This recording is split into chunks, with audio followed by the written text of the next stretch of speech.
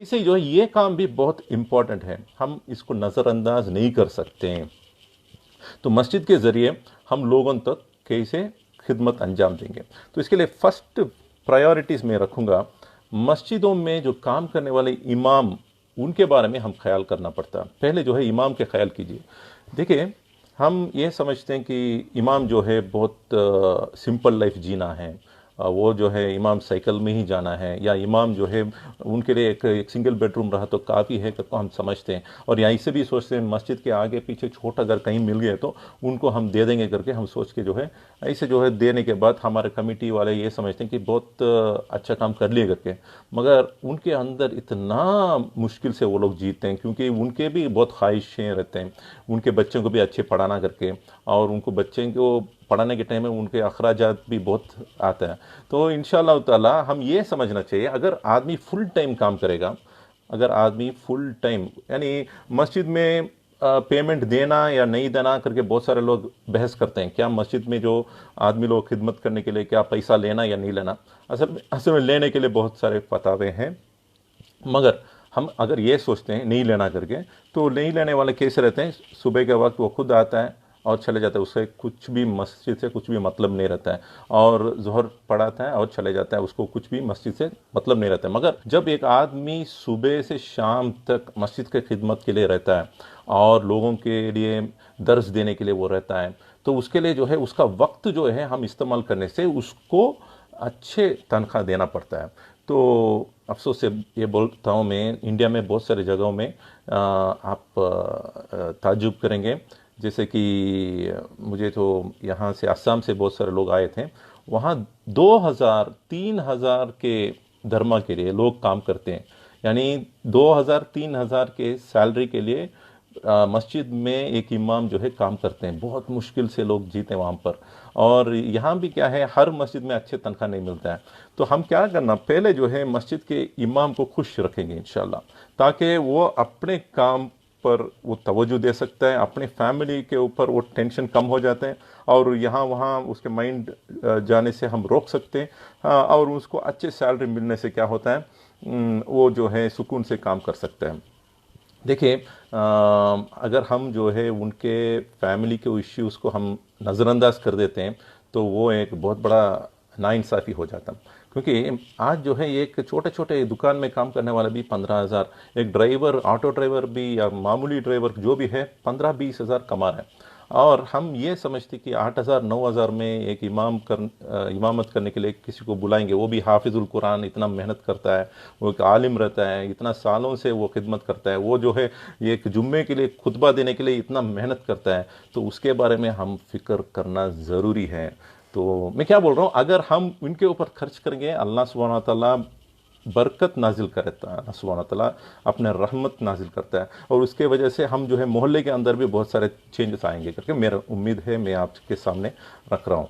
तो मस्जिद के इमाम के ख्याल कीजिए पहले, क्योंकि कम से कम सिटी के अंदर, बेंगलुरु सिटी के अंदर जीने के लिए, एक फैमिली को रखने के लिए, देखिए एक सैलरी अगर उसको 25,000 मिलेगा, 25,000 एक स्टैंडर्ड सैलरी मिलना चाहिए, एक स्टैंडर्ड सैलरी 25,000 मिलना चाहिए। अगर कोई फैमिली मैन है, फुल टाइम वो खिदमत अंजाम दे रहे तो उसको 25,000, क्योंकि वो शाम में दर्स लेता है और लेक्चर्स देता है, जुम्मे को खुतबा देता है, और ऐसे जो 25,000 तक हम जो है एक अच्छा यानी तनख्वाह दिए, और उसके साथ जो है उसको मैनेजमेंट में उसको ले आना चाहिए।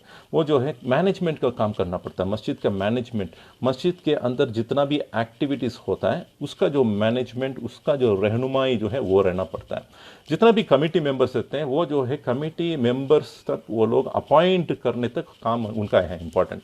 वो कमेटी मेंबर्स इन्वॉल्वमेंट ज़रूरी है, और मुतवल्ली और सदर साहब सब मिलकर जो है एक आदमी को अपॉइंट करने के बाद, उसका अपॉइंटमेंट करने के बाद वो बराबर से काम कर रहे क्या नहीं वो देखना पड़ता है, और उसको चेक पॉइंट रखना। मगर मैनेजमेंट करने के लिए भी मस्जिद के इमाम को रखना पड़ता है। और मैं 25,000 मिनिमम सैलरी बोल रहा हूँ, जहाँ पर सिटी है, क्योंकि यहाँ पर रेंट अगर फैमिली को बुला के आ रहा है सिंगल बेडरूम के लिए अराउंड 7,000 रुपीज़ डबल बेडरूम के लिए अराउंड 10,000 रुपीज़ 12,000 रुपीज़ हो रहा है। और उसके अलावा उसका खाना पीना, उनके मेडिकल खर्च होता है, घर का अखराजात होता है, और उनके बच्चों को पढ़ाना मसला रहता है, 2-3 बच्चे हैं तो देखिए खर्च हो जाता। बगैर खर्च सिटी में जीना जो है बहुत मुश्किल है। तो 25,000 एक फैमिली मैन के लिए मैं बता रहा हूँ कि बहुत ज़रूरी है एक इमाम के खर्च के लिए।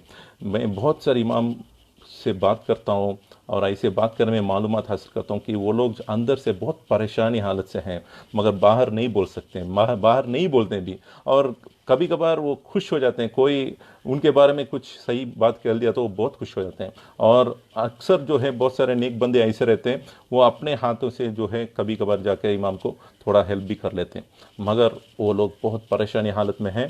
पहले जो है हम इमाम को ऐसा देखना पड़ता है, इमाम जो है एक जैसे एक कंपनी में काम करता है, एक आदमी को हम अच्छे देखना चाहते हैं, अच्छे कपड़े पहनते हुए, अच्छे गाड़ी चलाते हुए, वैसे ही जो है हम इमाम को भी देखना पड़ता है, अच्छे कपड़े पहनते हुए, अच्छे गाड़ी चलाते हुए, अच्छे घर में रहते हुए। ये तमाम फ़ायदा जो है इमाम को पहुंचाना चाहिए। ये हमारा वेरी वेरी इंपॉर्टेंट। जैसे मोहल्ला है वैसा, अगर चंद मोहल्ला ऐसे है बहुत, वहाँ कॉस्ट ऑफ लिविंग बहुत कम है, तो वहाँ पर अगर 15,000 से भी चलेगा तो वो आप बेहतर जानेंगे। मगर मैं सिटी के हालत बोल रहा हूँ, सिटी में जो काम करने के लिए जितना एक फैमिली मैन को ज़रूरत पड़ता है वो आपके सामने रख रहा हूँ। ये बहुत सारे मसाजिद में हफ्ते को जो है एक कम से कम एक 5-10 हज़ार तो आराम से जमा करते हैं, 5-10 हज़ार तो आराम से जमा करते हैं जुम्मे के वक्त में।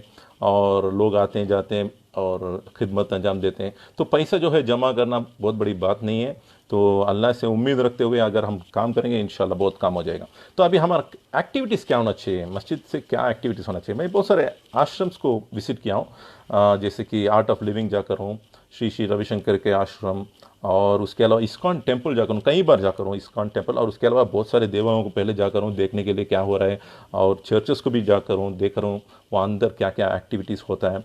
तो इससे थोड़ा बहुत हम क्या वहाँ देखें, देखिए वहाँ पर सिस्टम मैनेजमेंट है, जैसे कि एक ऑर्गेनाइजेशन मेंटेन्स करते हैं, जैसे कि एक स्कूल मेंटेन करते हैं, एक कॉलेज मेंटेन करते हैं, वहीं से जो है उनके जो यानी टेम्पल अथॉरिटीज़ होने दे, चर्च अथॉरिटीज़ होने दे, गुरुद्वारा होने दे, गुरुद्वारा भी बहुत अच्छे अंदाज में वो लोग मेंटेन करते हैं। गुरुद्वारा में आप तो जानते हैं वो लंगर बोलते हैं, वहाँ पर जो है जो भी अंदर आते हैं उनके लिए खाना देते हैं, यानी भेदभाव नहीं देखते हैं, कोई भी रिच पुअर होने दे या इंडियन होने दे, बाहर के आदमी होने दे, मुसलमान होने दे, क्रिश्चियन होने दे या सिख होने दे, कोई भी आया तो वहाँ पर खाना मिलता है। तो खाने के जो किचन रहता है वहाँ पर, तो वहाँ जो है ऐसा मेंटेन करते हैं। मैं नंदनम करके एक चेन्नई में एक जगह है नंदनम, तो वहाँ पर एक मस्जिद को देखा, वहाँ पर माशाल्लाह वहाँ सोशल एक्टिविटी के लिए अलग अलग से हॉल रखे हैं। वहाँ पर एक क्लिनिक भी है, शाम में वहाँ के मोहल्ले के जो लोगों के लिए खिदमत के लिए वहाँ डॉक्टर भी आते हैं, अलग अलग से शिफ्ट में आते हैं। और वहीं से जो है भटकल में भी बहुत देख रहा हूँ, भटकल में बहुत सारे सोशल एक्टिविटी। यहाँ तक है भटकल में क्या करते हैं, वहाँ से मस्जिद के ट्रस्ट जो है बहुत पावरफुल रहता है, वहाँ के लोग अक्सर जो है रिच पीपल रहते हैं, पैसे वाले रहते हैं, मालदार रहते हैं, और वहाँ से पैसे जो है जमा करते हैं और इंटरेस्ट फ्री बैंकिंग सिस्टम रखे हैं। उससे क्या करते हैं, जो भी लोग तकलीफ़ में हैं उनको जो है पैसा जमा करके वहाँ के लोगों के लिए, अक्सर जो है भटकल के लोगों के लिए वो पैसे को बांटते हैं, और इंटरेस्ट फ्री लोन है, वो पैसे को वापस ले लेते हैं। तो ज़कात के अमाउंट से वो वही से भी फ़ायदा उठाते हैं कौम के वास्ते। तो मैं क्या बोलना चाह रहा हूँ, बहुत सारे सोशल एक्टिविटीज़ करते थे, यानी मस्जिद के थ्रू जो है बहुत सारे एक्टिविटीज़ कर सकते हैं, मगर वो मस्जिद को मेंटेनेंस करने वाला जो है उसके बारे में आइडिया रहना पड़ता, कैसा चलाना, कैसे लोगों से काम लेना। तो वो एक तरबियत जो है एक कॉरपोरेट ट्रेनर से हम हासिल कर सकते हैं, कोई भी बड़ी बात नहीं, कॉर्पोरेट ट्रेनर से हम हासिल कर सकते हैं। ये नहीं तो कोई भी इदारे को चलाने वाले जो स्कूल मैनेजमेंट हो सकते हैं या बिजनेस सेंटर को मैनेज करने वाले रहते हैं, उनको बुलाकर 1-2 वर्कशॉप्स हम कंडक्ट किया तो इंशाअल्लाह ताला तो मस्जिद को हम जो है थोड़ा बहुत मैनेजमेंट स्ट्रैटेजीज़ के साथ, मैनेजमेंट टेक्निक्स के साथ हम जो है बहुत अच्छे अंदाज में चला सकते हैं। देखिए बहुत सारे अक्सर मसाजिद में जो है बाहर जो है ये एक सिक्योरिटी तक नहीं रहता है, और आजकल जो है सिक्योरिटी बहुत अहम होता है, सिक्योरिटी रहना बहुत अहम है। और वहाँ पर हमारे लिए सीसीटीवी कैमरास चाहिए, सिक्योरिटी मॉनिटरिंग सिस्टम्स होना चाहिए। ये तमाम चीज़ very very important for a masjid in these days. आजकल जो है आप तो देखते हैं हालत ऐसा है कि लोग जो है फसादमंद लोग बहुत सारे हैं और मुसलमान को इतना वो लोग नफरत करते हैं, लोग कुछ ना कुछ बहाना ढूंढते ढूंढते मुसलमान को तकलीफ देने के लिए आगे बढ़ते हैं। तो उसके लिए हम मौका नहीं देना चाहिए। हर जगह कैमरास रखना पड़ता और उसको मॉनिटर करने के लिए सीसीटीवी और सिक्योरिटी सिस्टम्स। हम सोच सकते हैं इसके लिए पैसा कहाँ से मिल सकता है, कैसा हमारे पैसा, वो हमारे पास पैसा नहीं करके। देखिए जितना भी मोहल्ला है बेंगलुरु के अंदर, मैं बोल रहा हूँ, मैं तो अक्सर बेंगलुरु के बारे में बहुत बात करने के लिए मैं यहाँ हूँ। बाकी की जगह के बारे में लोग जो है अपने अपने हिसाब से वो लोग भी सोचने दें और वो प्लान करने दें। अभी जो है हर इलाके के अंदर मालदार भी हैं, एजुकेटेड लोग भी हैं, रिटायर्ड लोग भी हैं और लोग यंगस्टर्स भी हैं, यूथ भी है, औरतें भी है। हर किस्म के लोग जो है आपको अपने अपने मोहल्ले में मिल जाते हैं। तो वो लोग अब जो है वहाँ के मेंबर बन जाए। मैं क्या बोल रहा हूँ, आप लोग जो है कमेटी मेंबर्स हैं और उसके साथ साथ एक इमाम हो गया, वही है मैनेजर, और मैनेजर कम इमाम ऐसा हो गया, और उसको अच्छे तनख्वाह देना, उसको ट्रेनिंग देना चाहिए। और उसके अलावा जो है वहाँ मस्जिद के लिए मेंबरशिप बनाओ, मेंबरशिप बनाओ। मेंबरशिप यानी मोहल्ले के अंदर जितना भी एरिया अपना मोहल्ला को आप डीमार्केट करते हैं, इसको डीमार्केट करो। यानी first cross, second cross, third cross, इतना जो है हमारा मोहल्ला है हम संभालेंगे, उसके बाद जो है दूसरे मस्जिद संभालेंगे, ऐसा अगर सोचें। या ये पूरा मेन रोड जो है, 2 मेन रोड हमारा एरिया में आ जाता और बाकी के जो है दूसरे मस्जिद वाले संभालेंगे। ऐसे जो है डीमार्केट करते करते करते हम जो है जितना भी वहाँ के लोग हैं उनको इन्विटेशन देंगे, आप मेंबरशिप हासिल करो।